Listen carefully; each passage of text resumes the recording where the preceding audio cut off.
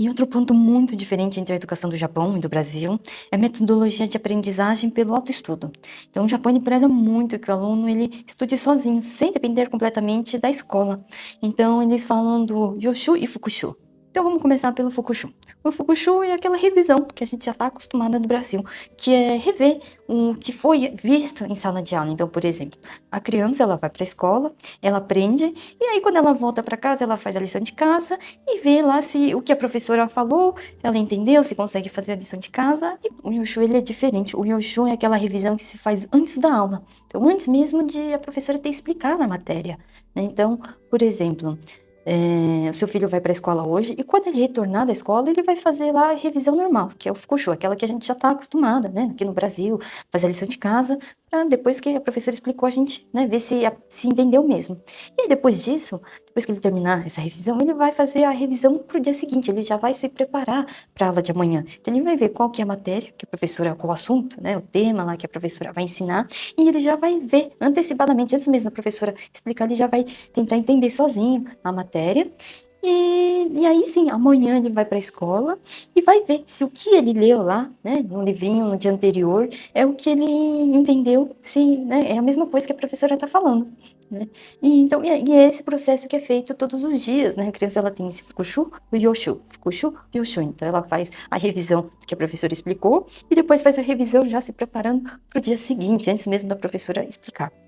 E os japoneses acreditam que esse processo de Yoshu, né, que é aprender antes da professora mesmo explicar, desenvolve aí a mentalidade independente, né, de ter um pensamento fora da caixa, de não ser uma pessoa preguiçosa para aprender, de conseguir aprender, correr atrás das informações sem precisar ficar dependendo só de alguém te explicando. E esse tipo de aprendizagem também é muito bom, né, para a formação do ser humano.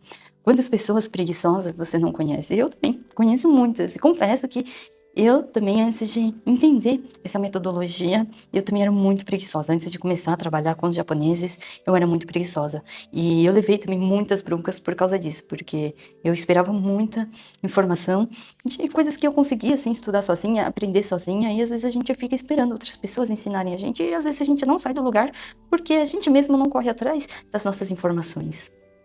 Então agora imagina a sua criança já tendo aí dificuldade já na adaptação, né, com a cultura, com os hábitos dos japoneses e ainda tendo que encarar aí esse processo de estudo, né, de fazer a revisão antes e depois das aulas e tudo isso sozinha. Eu sei que muitos pais estrangeiros, né, por estarem preocupados com essa situação, né, do filho, eles buscam reforços escolares, professores particulares para ajudarem, né, o seu filho, a sua filha, já que eles mesmos não conseguem.